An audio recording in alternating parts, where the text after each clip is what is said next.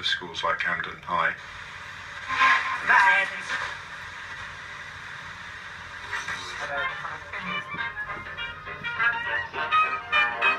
And then he was followed by the biggest name in all of jazz, Duke Ellington.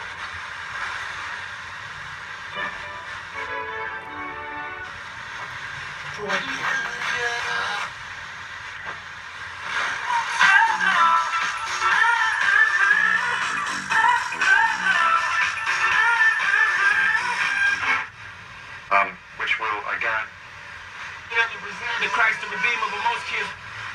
Smurf outfits, Diamante jock straps.